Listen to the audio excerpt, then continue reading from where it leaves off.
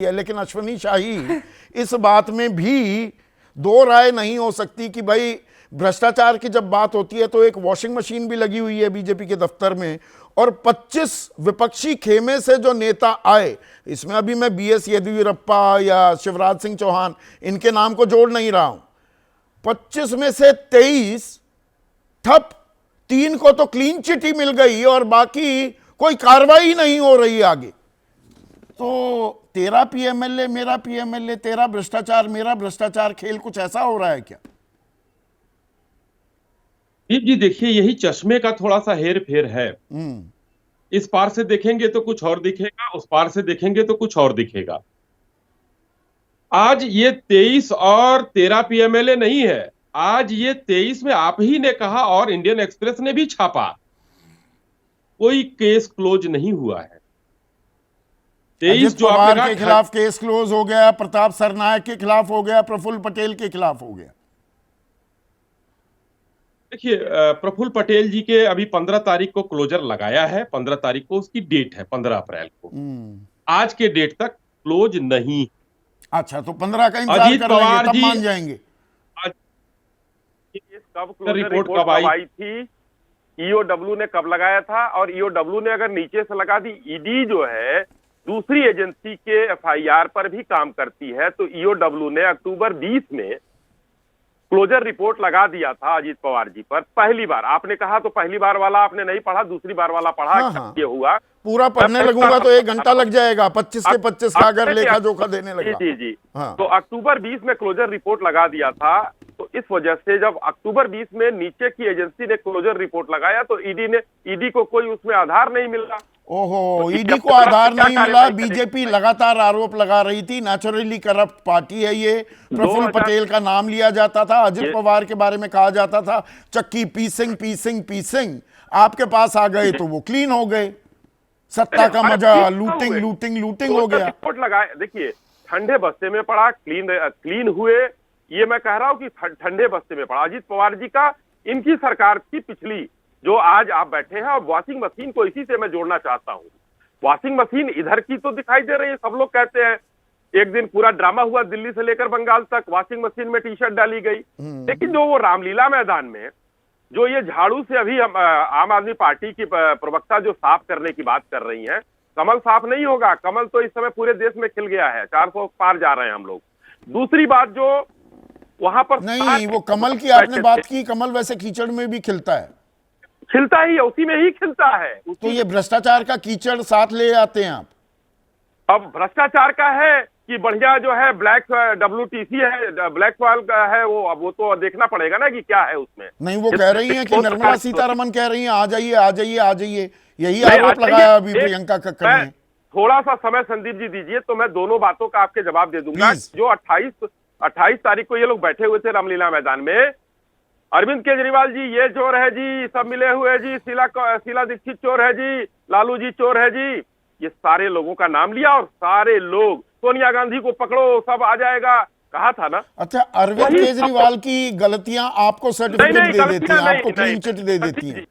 संदीप जी पूरा सुनेंगे तो थोड़ा सा समझ के निवेदन हमारा ये रहेगा कि जो वो कहते रहे कि ये भ्रष्टाचारी हैं, तो आज वो किस वॉशिंग पाउडर और किस वॉशिंग मशीन में धुल के वहां पर भ्रष्टाचार के खिलाफ लड़ रहे थे। एक भ्रष्टाचारी जो आरोप में बंद है उसके समर्थन में थे, पहली चीज।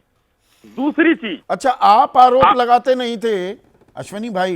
हिमंता बिस्वा शर्मा जब कांग्रेस में थे तो आरोप कौन लगाता था भ्रष्टाचारी होने का? हिमंता बिस्वा शर्मा पर, मुकुल रॉय पर कौन लगाता था? अरे सुनिए ना, लंबी फेहरिस्त है। शुवेंदु अधिकारी पर कौन लगाता था?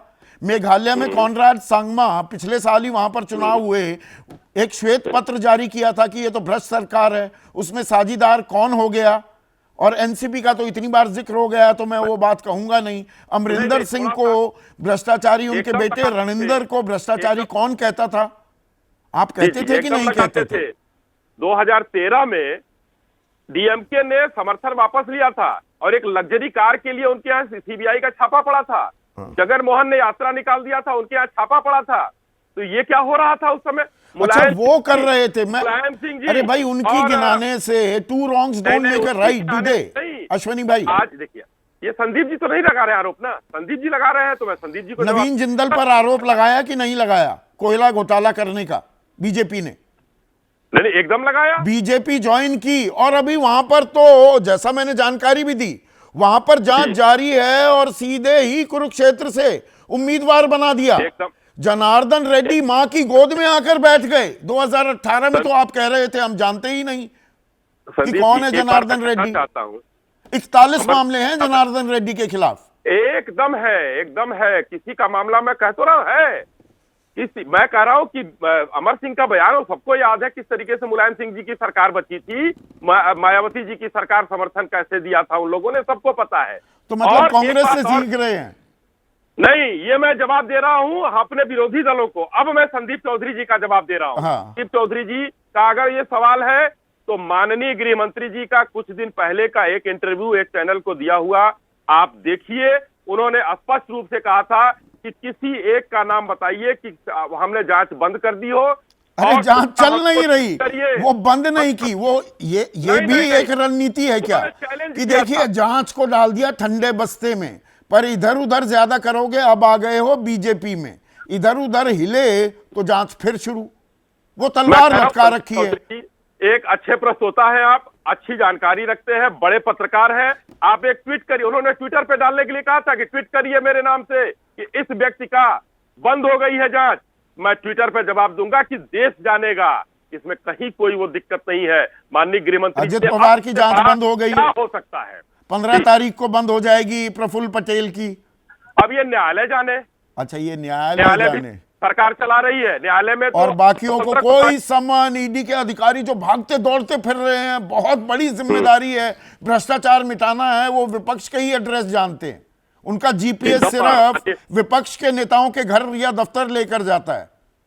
माननीय प्रधानमंत्री जी ने कहा है कि तीसरे बार में और भ्रष्टाचार पर और बड़ा वार किया जाएगा, और बड़ा वार किया जाएगा। कोई नहीं बचेगा, कोई नहीं बचेगा। वरना बीजेपी में आ जाओ, वरना बीजेपी में आ जाओ।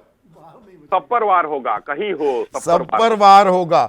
जैसे ही घड़ी का काटा दोपहर 2:30 पे आए, बबीता जी का दिल सास बहू साजिश के लिए मचल जाए। और ये है इनकी बहू, पूरे दिन ऑफिस की टेंशन हो जाए गॉन जब ये करें अपना फेवरेट शो फ्री टाइम पे ऑन। इनकी तरह आप भी देखिए अपना फेवरेट शो अपने टाइम पर और डाउनलोड कीजिए एबीपी लाइव ऐप अपने स्मार्ट टीवी पर।